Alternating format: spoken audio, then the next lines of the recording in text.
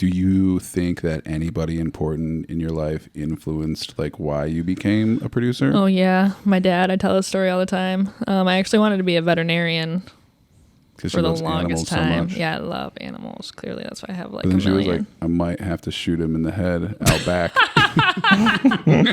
She was like, no, that was gonna be my favorite part. No, we put my family dog down. Her name was Goose, and you did it yourself? No. I totally forgot that happened, and you told me that. So the joke I said beforehand was a little I was like, wow, savage. Sorry. I'm actually gonna go. That's fine. You guys don't mind. This is Marissa Clement, and you're watching Disney Channel.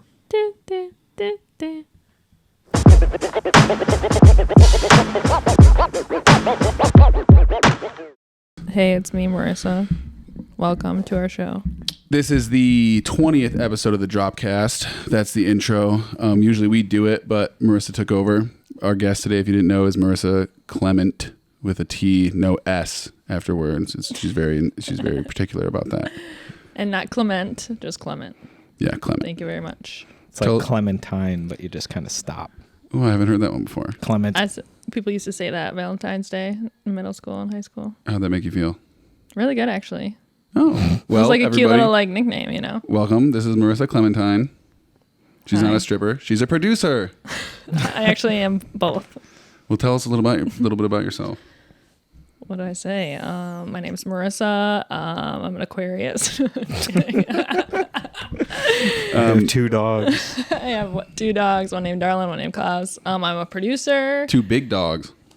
Darlin's not that big, okay? Be nice. She's sensitive about that stuff. But, yeah, I don't know. There's nothing special about me. You produce films. I'm just a gal. We've recently started working with you. I produced a few films.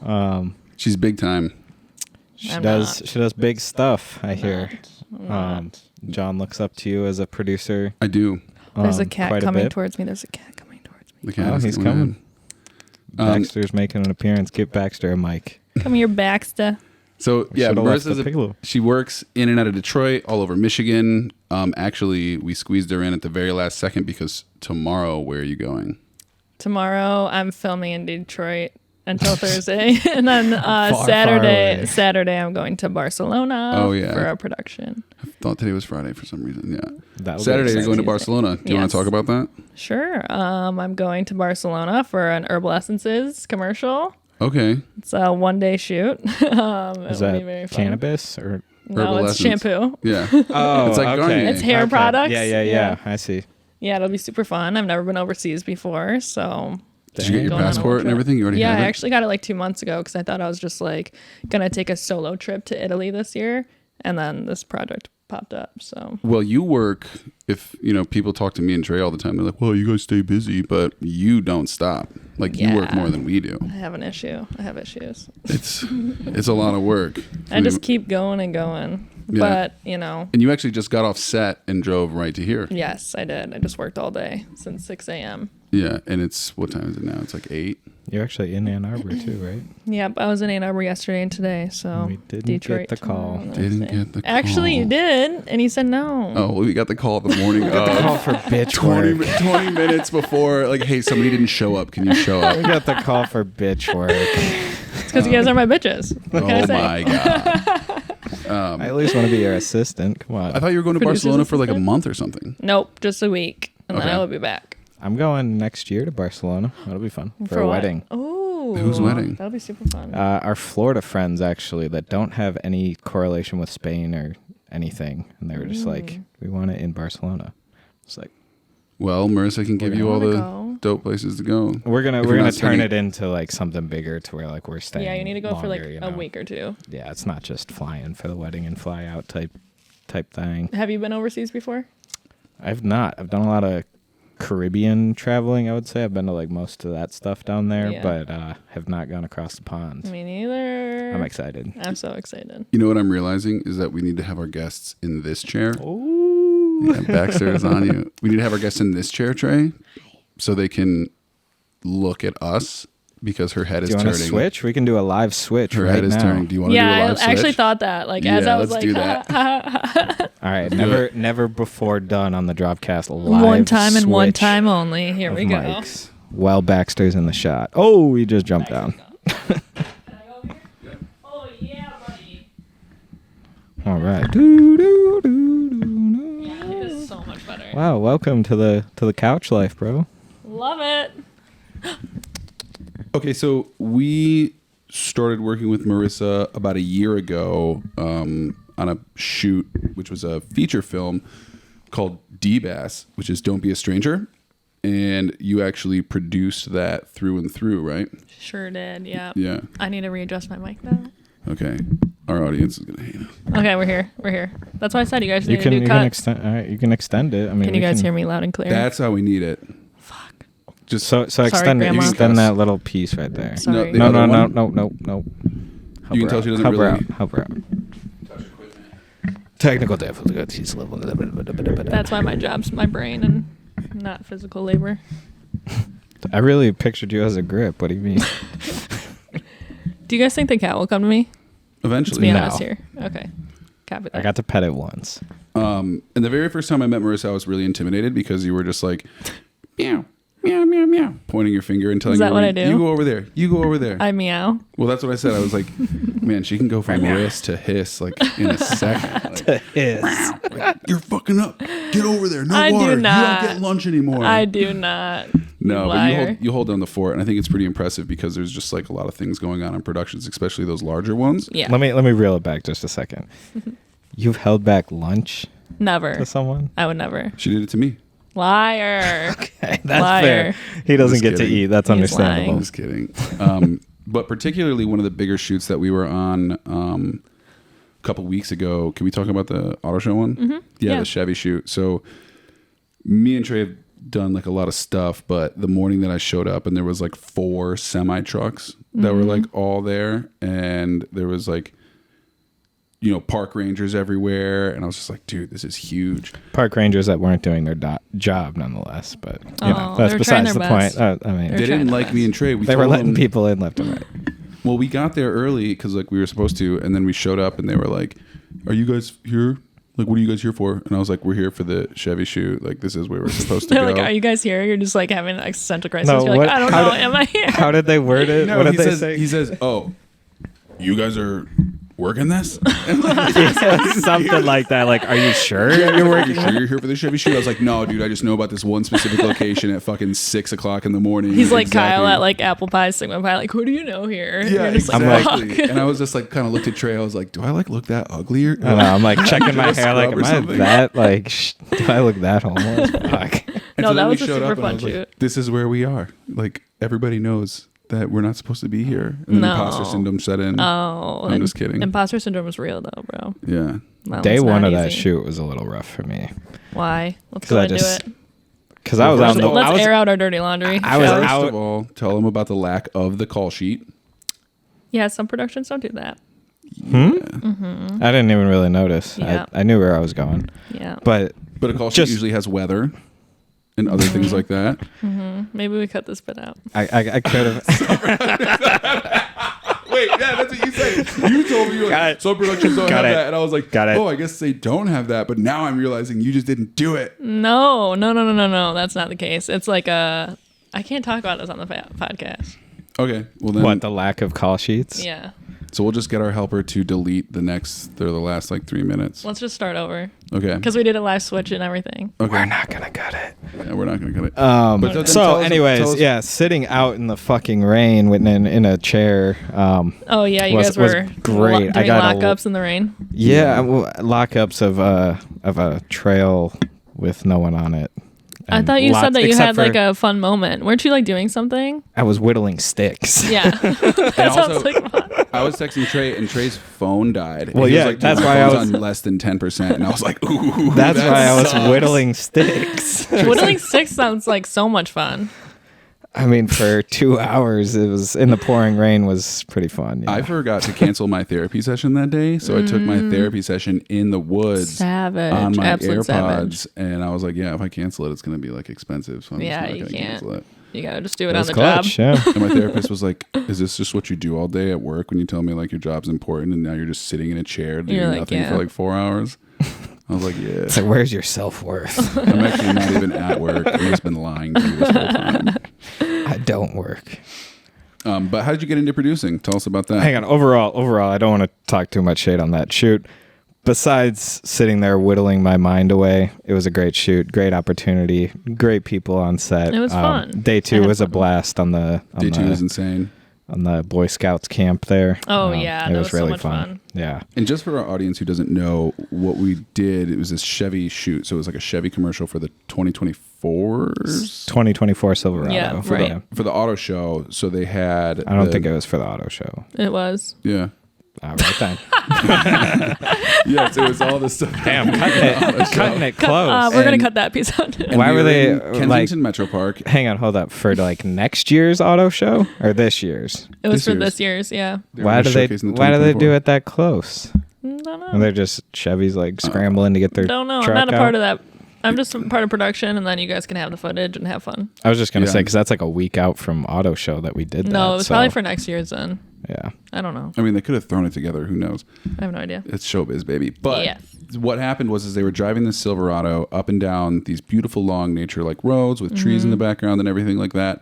So they had to make sure that no mountain bikers or joggers or anything, because it's this giant public park with like hundreds of miles of trails, just comes running out into the street, and then a Chevy Silverado comes barreling around the corner at like 100 miles an hour, people. like boom. So we were in charge of making sure that all the trails didn't have anybody on it, which consisted of us just sitting in a chair for 4 hours at different parts of the trails, and we couldn't move, and we were listening to a walkie-talkie, and it was pouring rain. I gotta say it was kind of terrifying when our You better cut this right now. No, but it's funny because Marissa did help me pay my rent for like the next 2 months.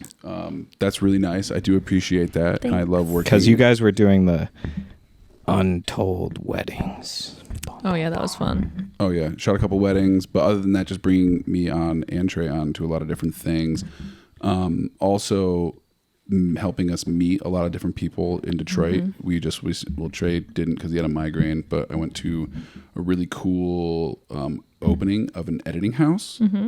Shout out to Reprise. I was just there today to pick up the stuff. Shout out Reprise, love you. That I left at the party, but it was great. And I mean, I've just been introduced to a lot of people in the scene that like I've always wanted to meet, that I've never seen other than through Instagram. And then when they meet me, they're like, "Oh, you're the camera cowboy," and I'm like, "Wow." You're like, they know me. howdy. Well, Dip the cowboy hat. Yeah, I did that for you too, Trey. I sent your contact along a few times. Oh, I appreciate that. Thank you. Yeah, never mind. But it's cool though because Marissa, like we said, does big shit. She's going to Barcelona. She like works on, feature films, large commercials, mostly commercials. Mainly commercials, yeah. And do you want to tell the story of what just happened when you were in Nashville a couple weeks ago? With little darling? With little darling? Oh, little darling. I'd love to talk about darling. So we were on a GM Buick job. We were kind of shooting both for the auto show, actually. And we were in Nashville, and we shut down the Korean Vets Bridge. And there was like a little... Oh my God. Silence your phones. Silence is golden. There was like a little fire hydrant, and this homeless man walked past. I was not there, but this is what I'm told by my car prep guy. I was back at base camp in the motorhome. So he told me that there was a homeless guy that tied her around a fire hydrant, and it's like a 95-degree day out. It's like hot as hell. She's like crying and whining. Who is her? Darlin is a dog, correct? Darlin is my little precious darling doggy dog. Okay, What anyway. kind of dog is she? She's a husky shepherd. Yeah, she's beautiful. Yeah, she's gorgeous. Love her. So anyway, Guillermo, he was my car prep guy. He said that this homeless guy tied her to a fire hydrant and went to go walk away. And he was like, "What are you doing, dude?" And he was like, "Fuck her. I don't want her anymore, whatever." And they obviously were like filming there for the next like few hours. I think it was just like another hour. So he ended up grabbing her and putting her in his trunk and bringing her back to base camp. And I came out of the moho and That's motorhome. Sorry, came out of the motorhome, and he literally opened up the back gate, and Darlin jumped out and jumped right like in my lap, and I was like, "Oh my God, I'm keeping her." Destined from the start. Yeah, so I literally took her to the vet like as soon as we got done shooting the next day, and she wasn't microchipped. In Nashville, yeah. She wasn't microchipped, so I got her some vaccines, and I canceled my flight home, and we drove home. from Nashville, Tennessee. Yeah, you rented a car. I rented a and car. drove home? Yeah. You're like, and you were talking to me on the phone too. You were Yeah. like, do I keep her? Like, I'm going to be really stressed. I have a lot of work that I have to do, know, but I I love her so know. much. And I was like, you should just keep her. And you were like, but do I do it? And I was like, yeah, do it. I was literally crying like the next day because I was like, just had like a coming to moment where I was like, I remember when I first got Klaus and I was still a producing intern. That's your German Shepherd. Yes. Yep. My first puppy that I ever got. I remember when I got Klaus and it was like one of those things where I was still a producing intern at Woodward. I had just gotten like a little micro loft in Detroit that I was paying way too much money for. That was like 270 square feet or something like that. How much money? If you don't It was mind like asking. $1,250. But like it was like no bedrooms and it was like this tiny. It was very small. 270 square feet. Yeah. That's like a closet. Yeah, but it was like one of the ones that had like the windows on both sides, so you could like see the city from both sides. So it was like, and I sub rented it, What was the subleased name of it. 28 grand. 28 grand. That's where Masteria lives. Yeah, I've been in those lofts. Yeah, they're nice, but They're teeny. yeah, they're tiny. Like a hotel room. Yeah. So it was just one of those things where I was like, I remember getting Klaus, and it was so stressful because I just had my little tiny apartment, and I was like training a dog, and I was working full time at Woodward, but it was just one of those things where it's like you get the pet, and then it's like it's stressful for like while they're like a puppy or kitten, whatever, Especially like growing a big up. dog like that needs a lot of attention. And then like as soon as they hit like 1 or whatever, they're a little bit like easier to manage. And plus I was like, my whole mentality was like, I already have one that like goes to my mom's while I'm on jobs and stuff. So Which is like, what's another? What's the difference of two? What's another? Yeah, exactly. I'm going to Tennessee But on they're like- Thursday. We'll see if I find another Oh my god, little Dura. Darlin. Darlin. Don't call her. Dura? Dara. It's a Dura. Dara. Oh, I just scared the shit out of Baxter. Did you see Baxter? He was right I saw here. that was cute. But they're like best friends. As soon as I brought her home, she was like, they were like playing like crazy, and like they match each other's energy perfectly, like how they play and stuff. And I was like, I think Klaus needed this too. So And she's like the white miniature version of Klaus. like dead ass 100%. Yeah. It's pretty nice. They're like the same. Yeah. So I got a new doggy. So That's awesome. let's go back to like how you became a producer. And a lot of people, it's like a really annoying question that everybody asks me, like, what do you actually do at your job? And it's Yeah. like, basically for me at least, I would consider myself just like a glorified secretary who just like talks to clients and builds budgets and stuff like that and makes sure shit gets done. Yeah. You're like So- a manager / producer in the same sense of like Well, I client mean- relations, and don't demean yourself to secretary. Jesus Christ. Yeah. I do manage a company and run the books and like do all that other shit and make moves. But for you, Make I also fucking do power, literally every fucking thing ever, and I'm make so fucking good. power moves. and I can grip and I can shoot and I know how Lists like, all like his good a lot things, of other yeah. things work. Like I know my way around the film set. But I'm an intern. as a producer, like how did you get into that specifically? I hate this question. Well, no, let's hear it because I mean, I you went don't to know. school, Did you? I What did. school did you I go went to? I went to Motion Picture Institute in Troy. which is basically like a trade school, correct? It's a trade school. It wasn't even accredited at the time. And you went for 1 year. or I like went for 11 1 months. year. I also had 2 jobs at the time, and it was like for 4 hours every night. So I was working like in the morning from 6 a.m. until 8 a.m. And then I went to my second job from 8 until 6, and then went to school from 6:30 to 10. And you that were was doing- my day every day for 1 year. Yeah. And you were doing like office work, right? I was working at a cardiology office, as a receptionist. So I think that kind of helped do like the paperwork. Organizational stuff. skills, Yeah, computer exactly. suites Yeah, and stuff yeah. like that. And then my morning job was being a nanny, and that was my like first job out of high school. So I think that helped with like managing people and being basically like a glorified babysitter is what I I call mean, it. we're all still a bunch of kids. Yeah, so. exactly. Did you not have people skills or like computer skills or anything like that I did. before? I think that's why I like that. Those were my jobs because I was Yeah. like naturally drawn to those things. But obviously, I think that just helped me like build up my skills even more. And then, do you think that anybody important in your life influenced like why you became a producer? Oh yeah, my dad. I tell this story all the time. I actually wanted to be a veterinarian 'Cause for she the loves animals longest so time. much. Yeah, I love animals. Clearly, that's why I have like And a then she was million. like, I might have to shoot him in the head out back. She was like, no, that was going to be my favorite part. No, we put my family dog down.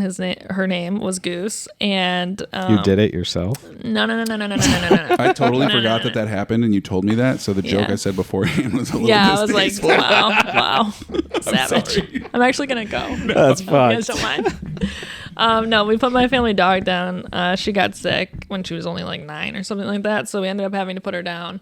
And I remember like driving home from that, we were both like sobbing, crying, and I never see my dad cry. Like, he's just one of those guys. And I was like, I don't think I can do this. Like, I don't think I can be a veterinarian. Like, I cannot put down animals. Like, this is going to be too hard. And I was like Googling and about like veterinarians and whatever. And it was like, yeah, it's one of like the highest suicide rates. And I was like, Really? oh shit. I didn't know that. And I'm already prone to like mental health issues. So I was like, I just don't think I can like, I don't think I can go through with it. Yeah. So we were just like talking on the way home, and he was like, well, why don't you just like do movies or whatever? And I was like, Dad, I live in Detroit, Michigan. I can't just like go do movies, you know? So. And did he just say that like sarcastically, or like, why did he say that? No, we were just like having a conversation, and I was like, I don't know what else I would do type of thing, you know? And he was just like, you can make movies, you can do like listing off a bunch of shit, you know? Yeah. And I was just like, but that like, I think that planted a little seed in my head. And then obviously I like looked up film schools in Michigan, and that's when I found Motion Picture Institute. I was like 21 at the time, so I didn't want to go to like a 4-year university and like start all over. So Yeah, and you're 25 right now, right? I'm 26. 26. I'll be yes. 27 pretty soon. Oh my gosh, we're you're the same young. age. Yeah, baby. So for I'm me, turning 27 on the 12th. Like right Oh, now, like really? happening in a few days. Yeah. oh yeah, I Oh forgot. my god! When is this Shit. podcast gonna drop? Is it gonna be your birthday? Should we say happy It'll birthday, be up Trey? Mondays. It'll be Happy what day is my? birthday to I think you. my birthday Happy falls on like a birthday to Wednesday. you. Yeah. Yeah, it's a Wednesday. Yeah. This will be the birthday podcast, though. That's awesome. I didn't figure out what I wanted to Bang. do for like way too long. Yeah. And now I'm like 29, so I always feel like a fucking loser because I'm like, oh, look at Marissa. She's like young and went to like a No. 1-year school and is slaying the game. I think that, and I'm Come on. 26. I think that about other people. I think Listen to- everyone has that's like a universal feeling. Yeah. Like even if like you know people compare themselves to me, I compare myself to other people, and I'm like, oh, I'm so behind, or I'm not doing exactly what I want to yet. Yeah, but you're it's like, making That's the- bread and you're flying around the world now. Now you're about to be a worldwide producer. well, Well, That's the social media effect, though, the comparison thing. yeah, But exactly. Listen yeah. to some Gary Vee thing. You won't feel old about where you are. in Yeah, life. exactly. You know, like so many things change so often. It's like you kind of just have to be grateful for where you are and just focus on yourself. Because if you get caught up in that shit, then it's just gonna like take away time that you can be investing in yourself. You know, totally. valid. that's big facts. Wait, you're saying that? So when you went to film school, did you go into it knowing you wanted to produce, or were you like, I want to just Oh my god, I thought about this learn earlier. I wondered learn if you guys all would the ask me ropes? this. So Motion Picture Institute, it's like you were like forced to learn everything. Sorry, thanks. You were like forced to learn everything. So like they literally taught you sound and like lighting and editing and everything, like camera, everything. So I think I always like had an inkling that I wanted to produce because it was just like my personality type, and like as soon as I got in, like that was my favorite class and like whatever. Oh, they have a whole class on producing? Yeah. Whoa. Yeah. That's how WCC should be laid out, but you know. Should It's be. really nice too because it's like hands-on. Like the first week I was at MPI, we like had a stage day or whatever, like on the sound stage where we're like building out the Aries. Like right away we were like touching cameras, which is Nice. like, you know, it's not as theory based, which I preferred. Yeah. Theory-based That's- film school sucks. That's Michigan. Yeah, they're pretty theory based. That's like all universities really, you know. It's like that's why I liked MPI because it gave me a hands-on experience. But I remember I got Chinese food one night while I was at film school, and I got a little fortune cookie, and it said "Good luck is the result of good planning," and I still have that to this day. Whoa, that's awesome. Yeah, so I think I just like carried that with me, and like obviously, like I said, like the producing class was my favorite class, and I just felt like that's like where I fit in. Like now I have other interests, like I would like to learn how to like DP and maybe direct something one day, but I think at the time it was just like this is like exactly where I'm meant to be type of thing. Oh yeah. That's dope. What kind of stuff did they do in a production, like a producer class? Teach you how to send call sheets, teach you like petty cash, teach you a bunch of everything that you need to know for producing, really. But it was a lot of like feature film based stuff. Stop touching your mic. I'm sorry. It was just I was adjusting. It was a lot of like feature film based stuff, which like in Detroit, it's like obviously a lot of commercials. So I feel like I learned a lot of stuff like on set, like actually doing shit. But vote for Gretchen Whitmer, and that film tax incentive is coming back. Wait, what? Crossing my fingers. Is that a thing she said? Did I miss that? A lot of people say a lot of shit. I hope so. It's happening. If she gets reelected, the film incentive is coming back. I was talking to some people that are on the board for the film incentive. Wait, they were like, I was like a union gig, and they said this to you or something. It was on that Delta gig, actually. Oh yeah. Whoa. Yeah. He was like, I was talking to Gretchen last week, and that's what she told me. Yeah. Big Gretch is actually at my hold on, let me dial her right now. Let's get her on the podcast. Hey, Big Gretch. But yeah, no, that'll be huge for films in Detroit, and like work is gonna be flush then. Do you guys think you'll stay here in Detroit, or do you guys have like an interest to move anywhere else, like LA or New York? I'll be somewhere at some point else in my life. I mean, I'm for sure probably gonna go down to Florida at some point in my life. Of all places? Just for temporarily for like my Trey girlfriend's wants to get guns. He wants to fucking drive with his shirt off, with a beer in his hand. He's gonna fucking be Florida man through and through. No, just my girlfriend's parents. Like when they get older and stuff, like we'll have to go down there and probably help with them and stuff. Yeah, because they are a little bit older already. But but you're not going there like for film. It would be like family stuff. No, not at all. I mean, yeah. Yeah, Marissa's phone goes. Her phone, like every time I call her and immediately hang up and then call again because she has do not disturb on her phone 24/7. So I know I have to call twice immediately because your phone is just ridiculous. You got to protect your peace.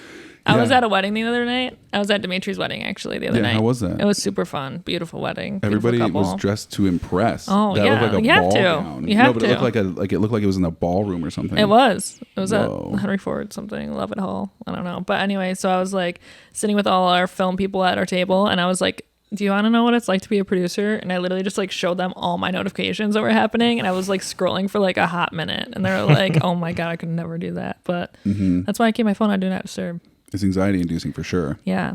I've had to explain that to a lot of people. I hate the sound of notifications, so I'm just like, I'll look at it when I'm ready. I charge my phone twice a day. So I have a question for you. What's up? Is most of your work, like you don't work with an agent, correct? An agent? Yes. No. Like most of your work is word of mouth then, correct? Oh, yeah, 100%. So just strictly word of mouth then? Word of mouth, yeah. You're just riding that referral. Riding the wave. Yeah. No, I dig that. I mean, that's what we've done for the longest time. It's really either like you have an agent or you're cold calling or you're just word of mouth. Yeah, I mean, I started by cold calling, but like once you know enough people and if like you're good at what you do and you're like a good person to be around, then it's just word of mouth after that. You know, it's like it's such a... Are you turning down gigs like pretty often then? I just turned down one for Barcelona, actually. That was like a 3-week gig. Oh, that's the one I was referencing. Which one? Oh, yeah, because I was going to do that one first. Yeah, I was going to do this Pure Michigan project. Wow, you had 2 gigs in Barcelona back to back? No. I was going to do a Pure Michigan production that was 3 weeks. That was around here. It was like traveling to Mackinac Island and a bunch of stuff. But that's what you just did. Yeah, but it was a fall version. Oh, so you were going to do 2 Pure Michigans? Yeah. Whoa.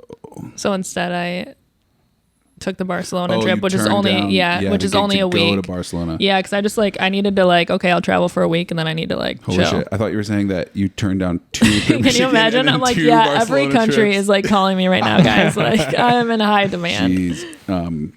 Well, yeah, I mean that's super dope. How was the Pure Michigan one? It was super fun. Yeah. Obviously wish we had more time for pre-production, which I literally say for every project, but there's a saying that we say where it's for every minute you spend on pre-production you save, what is it, $1 in post? Mm-hmm.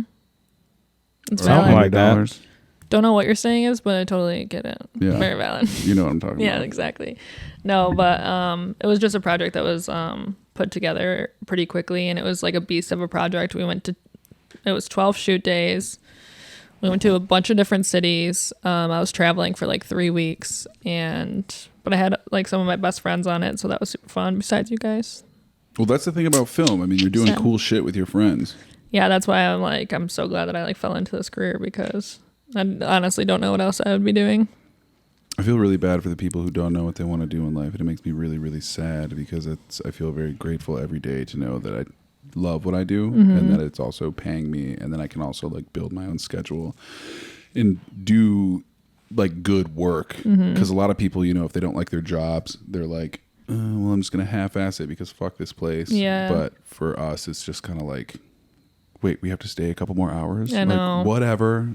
I know. I do feel like though, it is a very sad thought that like some people don't know what they're gonna do with their lives, but I feel like everyone kind of figures it out eventually. You know, like everyone like places themselves, and I feel like a lot of people that are like unhappy in their jobs are people that like always wanted to do something else, but like were too afraid to take the jump, or like, you know, Making other a leap. circumstances happen. But I think everyone kind of figures it out eventually, if that's any consolation.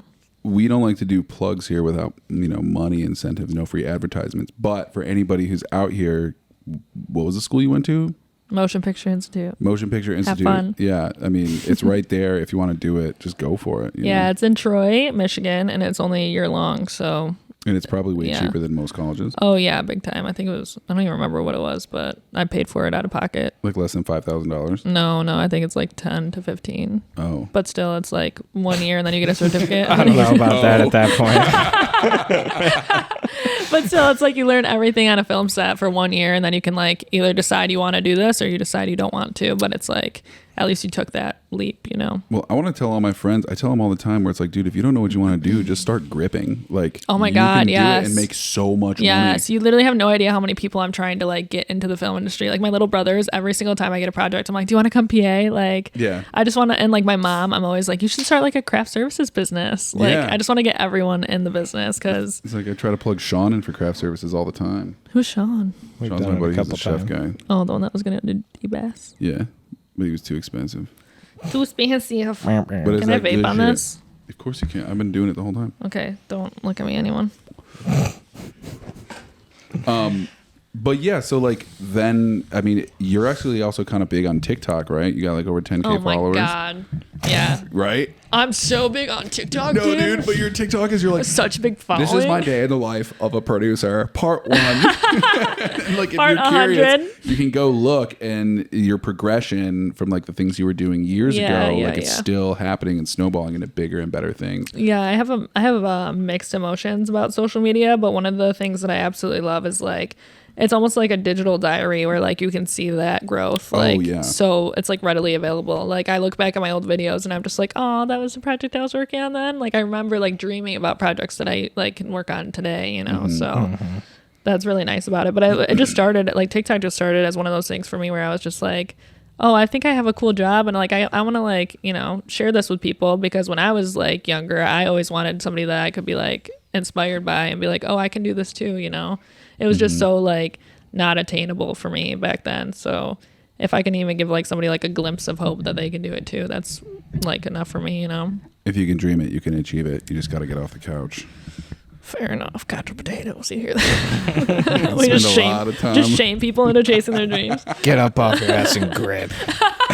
Go move that light over there. That cord's wrapped like shit. But yeah, I mean, basically, one of the cool things that, I mean, all of us in this room right here spent 3 weeks together on that feature, and you're going to hear about that with our other guest, Peter, the director of that. He's coming on next, but it was really cool just to spend a lot of time with your friends day in and day out, and just not really get fed up with each other. I mean, there's a few moments where people are kind of at each other's throats, but like that shit is squashed really quick because you're still in a professional setting. Yeah. So you like kind of have to. But Trey's like, yeah, I don't give a shit actually. Trey's like, yeah, that person fucking sucks. I fucking hated all those people. I don't even know why Worst- Marissa's here right now. Worst 3 weeks of my life. I'm just kidding. It was a great time. I got heat stroke on one of the days. That sucked. Stop, I know. I sent you home immediately. Stop. And I was then- serious. And then I was like about to pass out. I was like, I feel like I'm dying. And Riss was like, oh, I'm so sorry. And I was like, bye, everybody. And she was like, bye. And I was like giving some people hugs. And Riss was like, no hugs, anybody. He could have COVID. Everybody back away. And I was like, outcast. She was like, as soon as you get home, send me a COVID rapid right now. And then tomorrow can't morning risk too. it. It's Can't true. risk it. See, so we got to crack the whip. Yeah. I know. I was thinking about that today too, about like, because I was working with like one of my best friends, Danielle, and I was just like, like productions can be so rough sometimes, like you guys know, like you're literally down in the trenches with people, like you're working for like anywhere from like 10 to 16 hours a day, and things get like high pressure, and there's obviously always so much pressure because there's so much money on every minute, you know, so it's like Oh yeah. So it's like one of those things where it's like if you don't have people that you're surrounded by that you're like having fun with, or that you can rely on, or that's like at least just not gonna like add fuel to the fire, that's like one of the most important things. That's why like I get my like core group, and then I like try to hire them on every project, because you just know that like if things go south, then you're gonna have those people in your corner. Do you want to tell us some stories, some like horror stories you've had? I don't know if I have any. You've never had a like production such a that, good producer. I'm just kidding. You've never had a production that like basically burned, or like No, never burned, but obviously there's always fires to put out. Like as much as I said the whole like good luck is a result of good planning thing, like there's always going to be fires no matter like how much you plan or how much like days you prep in advance. Like there's just always things that pop up. I've never had like actually a production like burned to the ground. Yeah. I've had days where I'm like, oh my God, like I'm the worst producer ever, but obviously it's like you just learn from those moments. And then have we ever had a production burned to the ground? I wouldn't say burned to the ground, but we've definitely just wung some productions or pulled them out of our ass. Yeah, but the client like loves it, and we're like, yeah, dope, thanks. But talk to us about being a woman in the industry, because like I noticed in the Detroit scene there are a lot more women in the industry. Yeah, than, heck like, yeah. The Ann Arbor scene, and even though the Ann Arbor scene is still like a much smaller scene, it's very cis hetero white male, where like the Detroit scene is booming. Well, I mean, not even just Ann Arbor, but I would say just film in Yeah. general is Yeah, I was male. just about to say that. Is male dominated and stuff. But I would agree with you too. Is like what I've definitely noticed in Detroit. There are a lot of females that work in film, which is really tight. But I just think, I don't even think it's like a city-based thing. I think just in general, there's a lot more women like all over in film, you know, like there's a lot more women getting into it. I feel like being a woman in the industry, it's definitely tough sometimes being in a male-dominated industry, because I feel like some of the men that I like talk to or work with are just like, oh, it's just like this young girl, like she doesn't know what she's doing, or like whatever, you know, like doesn't totally respect me. And then you go to hiss mode, right? Yeah, exactly. Like, that's funny, bitch. Do you want a paycheck? I kind of just like keep my head down and like just like do the work. And like a lot of things that like I value in my productions is like being efficient and like being honest and upfront, and like, you know, just making sure that shit's getting done. And I think people can see that, and then they ultimately are like, oh, okay, she's not too bad. She's doing her shit. Yeah, right. So, but it can be tough sometimes. I feel like sometimes like women have to fight for things or ask for things even that like men don't have to. But at the end of the day, I definitely think that it's like changing in a more positive direction, and a lot of men are like obviously in support of that. So I'm happy about that. Yeah, definitely. What other productions have you done? I mean, you did stuff for Dylan. Dill That's Pickle. like the Right? Is that what you call him? Dylan Sprouse. Dylan Sprouse. Dill Bill. And for the people who don't know his name off rip, it's one of the kids from The Sweet Life of Zach and Cody. And Marissa, If you don't know his name off rip, just stop watching. Unsubscribe. Wait, do you have his number still? Call him. No, Bring him I on would the never. podcast. I would never. I'm not gonna bother him. God, Just FaceTime him right now. can you imagine? He's just like, what if hey, it Riz. blossoms into a friggin'? He's like, oh, actually, I have this production that I needed some producing on. I was thinking about coming back to Detroit next week, actually. Yeah, that was super fun. That was like a random music video in Detroit. That my friends, the Decca brothers, are a director duo, French Okay. director duo. Do they live in Detroit? Yeah. Okay. They had a buddy that wanted to do a music video, and that band was friends with Dylan. So it was just like a weird little like combination where like Dylan wanted to do this favor for the band because like he wants to, obviously like they want to collaborate together, and then the Deccas were working with his band. So it was just like this weird like little like thing that lined up where he came to Detroit and he filmed, and I was producing the project. And you got to like hang out with him and drive him around. And do Yeah, all I that picked cool him stuff up. with him. I picked him up.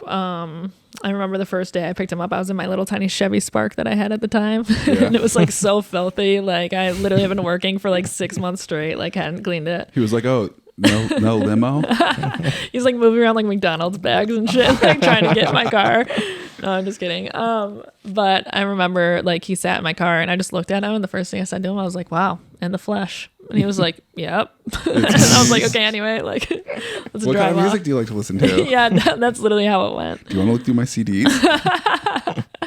No, that was super fun. And just like a random moment in my career where I was just like, holy shit, like You're doing I'm it. doing the thing. Yeah. Fuck yeah. How'd that Yeah. feel? It was crazy. It was very surreal. But then it's just like, I think we've talked about this before too, where we like get to like a moment like that and then we're like, what's next? What's next? Like we're always Yeah. hungry for the next thing. And it's like, it doesn't like last very long, which I've been trying to be better about. But And also another thing too is like I used to keep a list on my phone of all the famous people that I've met because of the film a industry. list? Well, because I was Like like a body count list? You know, how people like look at their body count. gross.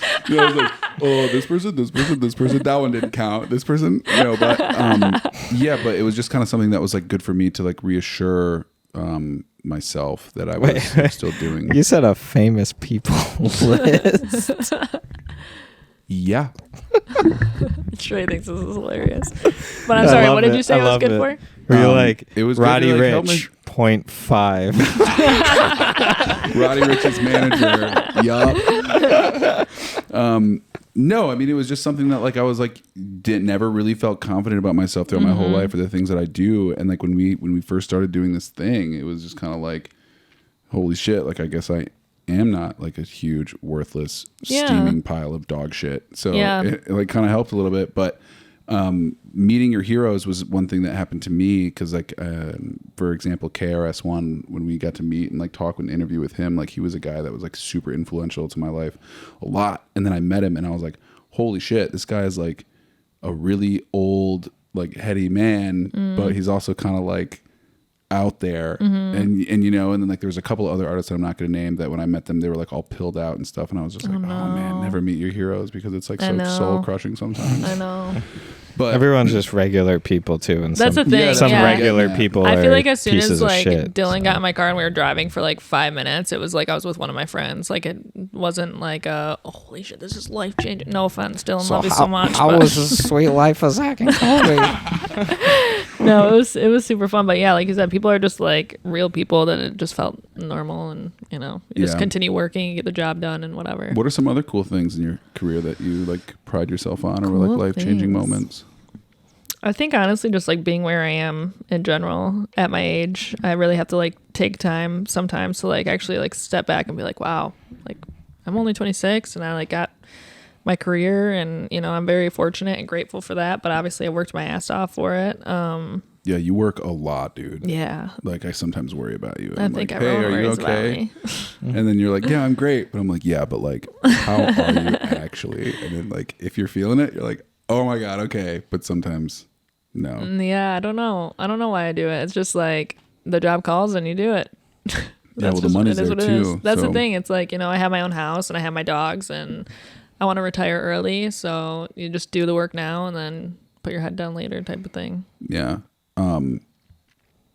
There was something right on the tip of my tongue I was going to say. Let's skip it.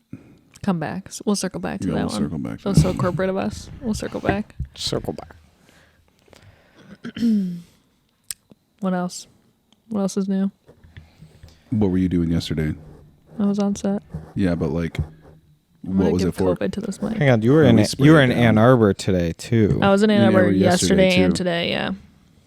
Can you discuss that project you were working on? Yeah, it's a pure Michigan project for the summer. Yeah, that was the one that we were like traveling around. All the seasons. Yeah, they wanted me to do fall, but I had to pass it.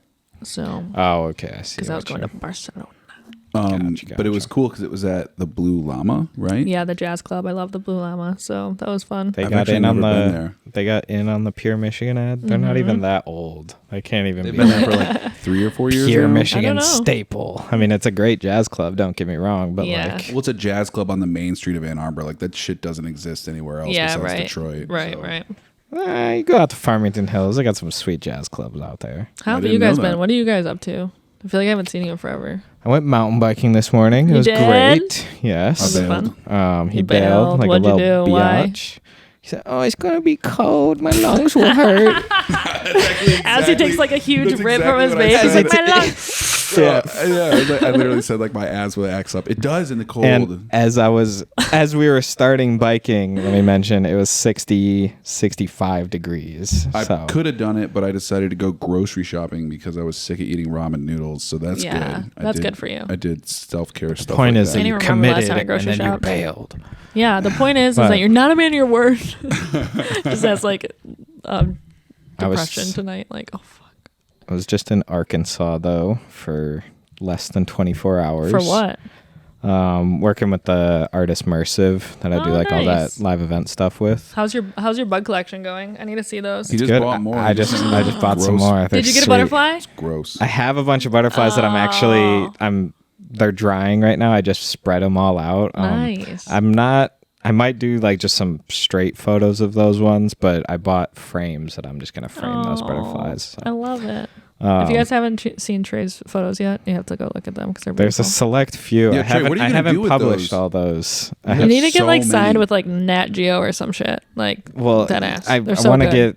I need to find a gallery space that I'm going to have this gallery in, and then print these photos that are literally huge. can print like 6 foot by 6 foot images. That would be so much fun. I need to find funding for this. Is what I've kind of. Don't you get like I don't know how it works, but like don't you like find someone to like even if you have a space, you can just like set up your art and then you can like sell your art. But the thing is, I still need funding for the printing is what I'm figuring out. Because they're huge. They're huge and they're going to run me like $600 to $700 a piece. Oh, shit. And there's like 20 of them. Yeah, well, you've done, I mean. I'll be the sugar mama. I'll pay for it. Let's go. Yeah, what's up? Let's do it. We'll make it back. Let's just get that Nat Geo I'm going to be an deal. investor. I got to make sure that I read that contract before you sign anything. It's all good. We'll have it's going to come back redlined. But yeah, Trey's been doing these giant fucking bug pieces for how many years now? It's going on like almost a year and a half. Yeah, I've just been working on it in the background, like with my free time and stuff. It's just been my little passion project. They're so good. They take like a day for like one image to fully do it and sit behind the computer and stitch it all together and stuff. So it's definitely a process. But I just got some new bugs, like you said, and just got some new bugs. Got some new bugs. It was kind of crazy and a little morbid. One of them came in this little vial of alcohol too that I had to like dump out and then like pin them all together and stuff. But I've never gotten a bug in a vial of liquid, and it just kind of makes it a little grosser. Like I was like, ugh. Getting your hands dirty. But this website that I bought them from, Big Bugs, I think. Shout out Big Bugs. Shout out Big Bugs. Shout out Big Bugs. Shout out Big Bugs. Them bugs are brazy, bro. Those bugs are brazy. They did a great job, like sending them and stuff. They were like already pinned, and like one of them even comes with its like wings already spread out, like a big horned beetle. Nice. So it'll be fun. It'll be big. Yeah, it'll you're be cool. so talented at that stuff. I saw your pictures like on set on the Silverado thing, and they were so good. Yeah, I'm excited to see one actually printed at its scale, because I feel like that was the whole idea with this project too. I was like, how do I display these properly? Because Instagram is just, it's not, or like whatever I posted on online and stuff, it's not really going to do a justice on how big and detailed these actually are, besides like whatever, showing a zoomed in picture after you show the full thing. But I feel like once you like, once you display one, like even if you like get in at one gallery that's like showing other things and then just one. If I can just get like, one or two or three and then be like, hey, I have all of these kind of thing. My goal is like to get a museum or like a science museum. Oh hell yeah, that'd be so cool. This would be Have sweet. You sent it to them? Like you should just reach out to like Cranbrook or something. I should do some cold calls in that sense, in that regard. So cold calls, that's how I get anywhere. It's not going to be a referral, but with the gallery too, I would love for it to be in a foot traffic populated area to where I'm getting people outside of just my circle, and it's like random people off the street are like, holy shit, look at that bug. Hell yeah. I believe in you. Larger than life. I believe in you. It's my working title. So. Ooh, I've never heard that before. I like that. I love it. But yeah. I feel bad because I think bugs are fucking gross. So every time Trey sends me pictures of that, like I really want to appreciate the art, but I always just think of that one episode in SpongeBob where like Wormy develops into this butterfly and then lands on SpongeBob's fishbowl, and then it's like so detailed.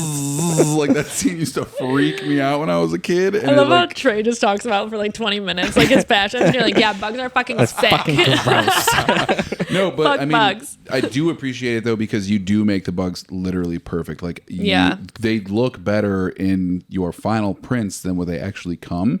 Yeah, there's a lot of photoshopping. And there's so like such a long process that you don't even realize by looking at the image. Like when you show me, I was like, okay, he like got a camera and like got a macro lens and took one picture. Nope. Yeah. But then you show me like the before and afters, or like tell me how you have to like composite all of them together, and I'm just like, holy shit. Thousands of And images. there's, like, and crazy. I'm cleaning it with like little isopropyl Q-tips, and then also in Photoshop, the healing brush tool I'm spending hours with, just getting dust particles off and all that.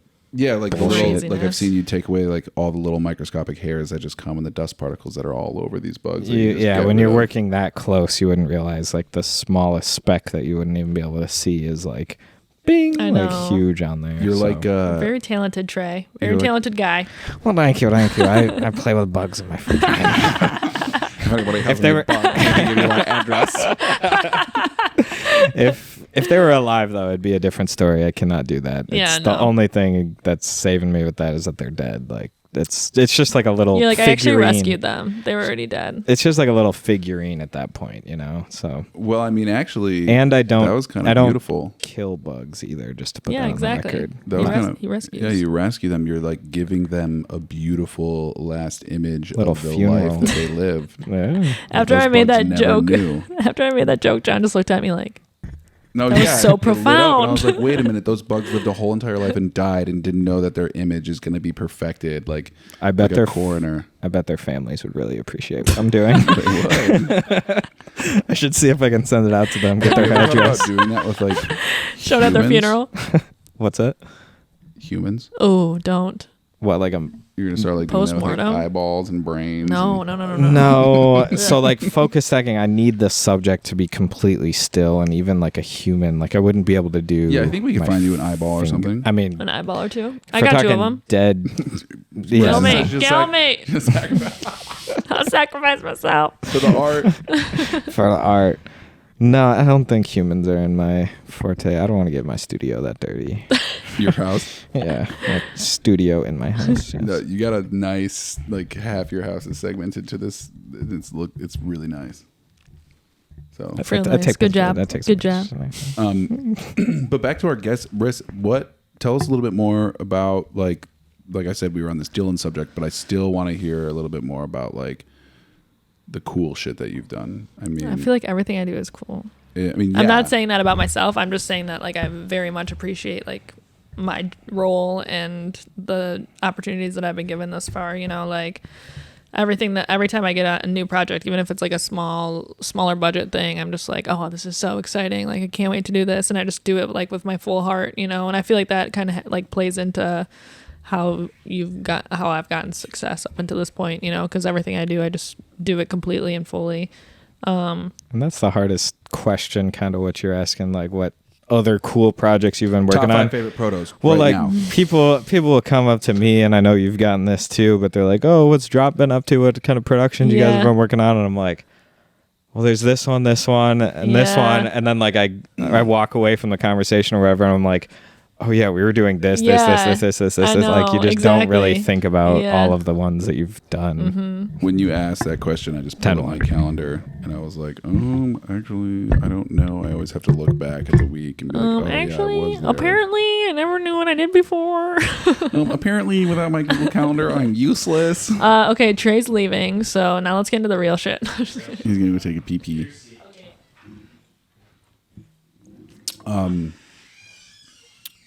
That last day up north for the Pure Michigan thing looked pretty intense.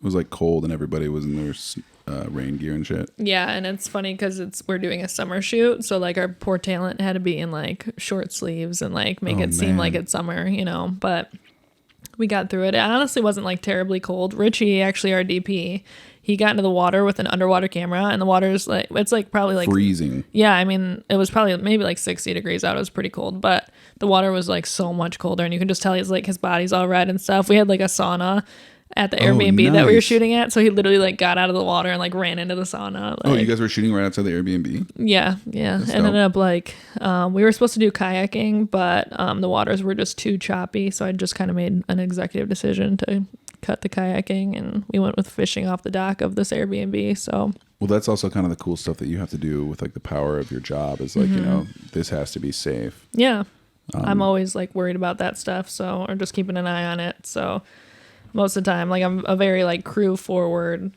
producer, I would say. You know, I'd always make sure that my crew's taken care of. Because that shit's about to fall back on you. Yeah, of course. And I'm like a people person. That's why I got into this to begin with. So it's just one of those things like I have to make sure my people are taken care of always, you know. It's like money is money, you know. Obviously I get like there's budget restrictions and stuff like that, but then it's like, well, then you can't get your shots, you know. So I'm not going to like sacrifice my crew or my crew's health or physical or mental, you know. Was for the Richie in shot. like fishing waders or anything? Or just Yeah, in he had swimsuit? a dry suit. Oh, okay. Yeah. Nice. So that helped, but Yeah. and I was like, I don't think you should do it. I don't think you should do it. And he's like, I'm doing it. We got this underwater camera. Like, I'm going in. And I was like, I met Richie for the first time. Oh, on the game night, but I Yeah. didn't know who that. I didn't know that's who that was. Yeah. And then like on the second little thing that I went to with the Reprise post opening party, Mm-hmm. I met him and talked to him for like a while, and I was like, dude, this guy's fucking hilarious. oh my God, He is he's amazing. awesome. He's like Yeah. insanely talented. He's Wearing the so Coogee kind. sweaters. Yeah. Oh my God. He always wears his grandma's sweaters. Like, he's just like one of the best people I know. I'm so grateful that I met Richie, and he's just like down to, you know, do whatever. Like, he's super creative and he like knows his shit. He's been doing it forever. So love him. That whole crew. The next person I want to get on here is Gianluca. Oh my that'd be sweet. I'm God. down. I wish Him John sitting in Luca that was here chair now, right dude. He'd be out here, be like, all right, everybody who's talking shit about themselves, just stop. You guys are amazing. You guys are 10 out of 10. Y'all Dude, gotta John harness Luca the is like power. literally the best hype man that you could ever have. And I love that for him because I feel like he's like his own hype man. So he's just like constantly hyping himself up. And I'm just like, I've never seen that amount of self-love in my life. It's great. Yeah. And just bringing everyone else up. too. Yeah, hell I got to work yeah. with him on that Delta thing. I was Who was jealous. that Delta thing with, by the way? It's a production company out of New York. I'm not sure. Who ended up producing it or like coordinating or managing or whatever from here? Jack was on it as like second AD, I think. Producing it though, I think this I guy got Jake. Yeah, He I think I wasn't- got hit up for that job and I recommended a few I think people. he was still New York because Yeah. he was. Was it Jake EPA. Gottman who you went to high school with? I did go to high school with Jake Gottman, and my mom and his mom went to high school together. Just saying. No, but I think I got hit up for that job, and I was on the Pure Michigan thing. Gotcha. But I recommended they wanted like a production manager, and I recommended like Phelan and Mallory. Were they on it? Mallory was on it. Oh, Mallory got Yeah. it. Okay, yeah, cool. Phelan wasn't. Cool. Yeah. But that one was cool. Was it fun? It was on the it was so like one of the parts of the video was I don't know if you've been to the airport recently and gone through the Detroit one or the Delta one. Yeah, I have. That like parallel reality thing where you can go in and like see scan your the thing. screen. Yeah. That's the dumbest thing to me. When I Like, saw it, I didn't get what it was. They were like, I you didn't can either. see your flight, but nobody else can. And and then what it's did you so say? it's this LED wall that like has these pixels or whatever that like it recognizes you're standing there, so like it displays your boarding information, just like your gate and the time. And But it's only from like that little specific point. just that you're from that standing little at. square, and So everyone did the camera have to outside like of stand it. there and like? Yeah, that was a super okay. difficult. Got it. We went for a long time trying to get that to work. It still really was like okay, but yeah, everyone's standing outside of the square. You just see like a picture of an airplane. But the stupidest thing about that thing is like 50 feet in front of that is just the boards that show all the flights already. Like you really like. Oh, that's just too many words on a screen. I gotta have my shit centralized. Honey, come over here and look at the parallel universe we're standing in right now. Isn't that cool? She's like, I'm already looking. Delta's just like, yo, we gotta write some money off. Let's fucking. Was it just like a 1 day shoot, or how many days was it? Yeah, just 1 day. What were you doing on it? I was peeing again. Nice. Yeah, but that's good. You know, it's like It was a fun. good network. It was networking. For when sure. I felt like I was like too far to be past peeing, I still did it anyways because I met so many connections doing that, and like Yeah. just getting in the right people's ears at the right time. Like honestly, that changes lives. You know, so That's all it is. yeah. So honestly, like I don't think anyone's ever too prideful or like too big to be peeing. It's like you got your bread, you got your connections, That's fair. so you can't lose. Yeah, I don't no, mind PAing at all, to be honest. I think the one thing that I hate about PAing is that sometimes you do sit around a lot, which drives me fucking nuts. Yeah, it's Well, just the hurry up and feeling wait. of being so underutilized, I think. Yeah. The thing that just Well, eats that's at because me. Trey's got big dreams. That's fair. Well, I mean, and I've just been living with a camera in my hands for like 5 years now. I think so that's it's the like, hardest part of it is like everyone you're wants to be a PA. DP, Yeah, obviously, exactly. and I Yeah. get that, but Yeah. like, I don't. but I mean, I don't even want to be a DP at this point. It's like, give me a fucking AC, a second AC gig. You know? Yeah, but like you're like, okay, think about it this way. Like you got like how many commercials this year? Like now you're on 2. Even if though you're PAing, like you're meeting people in the commercial space. That means that you're making more connections in the commercial space, and that's just like growth there, you know? Right. And I think what we've been, I don't know, it's 2 different bars, I feel like, because there's Drop Creative that we run, and we do like medium to smaller level productions with advertising and commercial space in that sense. And then there's the freelance work where it's like, that's a whole different ball game on where like we've been doing drop and been doing productions and know how to send call sheets and know how to do shot lists and pre-production and all that editing, all this stuff. And then it's like freelance bigger commercial stuff. It's like starting from ground zero again and working. It is, out, but so that shit like, can change so fast. Like you meet the right person and like you guys click and like they can see your potential. Like there you go. There's your next like second AC job or first AC job. You know, like 100%. That's why it's so like it's like you said. It's just like 2 like completely different worlds. Kind of. You know, it's like everyone starts from ground zero in the commercial world and.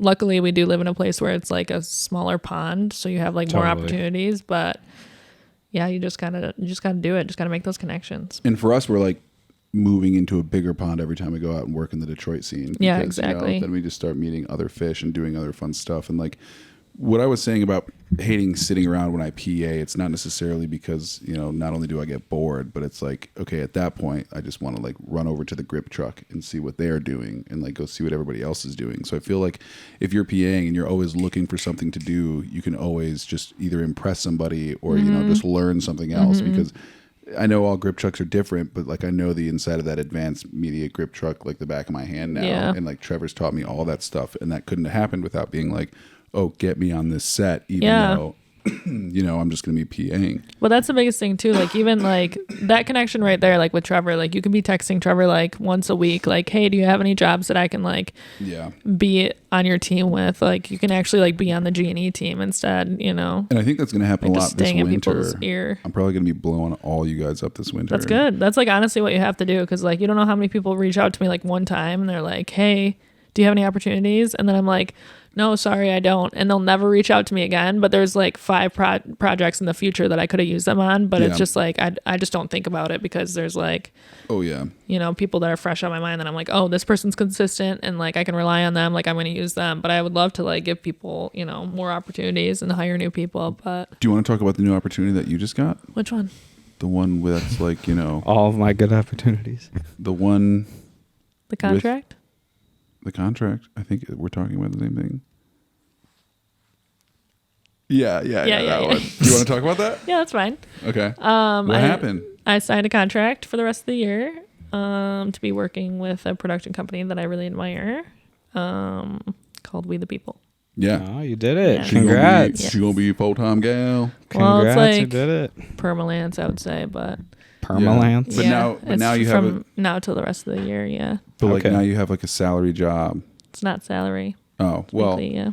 It doesn't matter because they're gonna be passing you so much shit. You're gonna be making more money than most people make salary. It's just like you get paid like a set amount, like per week. But yeah, I really admire this production company, and I really like the people that work there. And obviously, like I was working with them all summer. I signed a contract with them in the summer that we were working together from like I think it was like July 1st to September 1st, and just working all the time and like amazing opportunities and amazing new people that I met. Were they the ones doing the Pure Michigan stuff?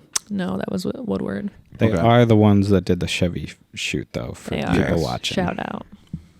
Yeah. And Anthony, Mike Hurst, pulled me aside at the gym when I saw him in the locker room when we were talking. And he was like, oh, by the way, like, I don't know if you know this. I just kind of want to let you know that Anthony guy is like the biggest, like best director. Anthony Garth? Yeah, in Michigan. Oh, I love Anthony. And I was like, really? Like I met him, but I didn't know he was like, you know, that guy. And he was like, dude, if he's not doing stuff in Michigan, like he's in fucking Dubai or he's doing this or doing that. And then when we were at that party, we were talking to not Tyler. Jesse?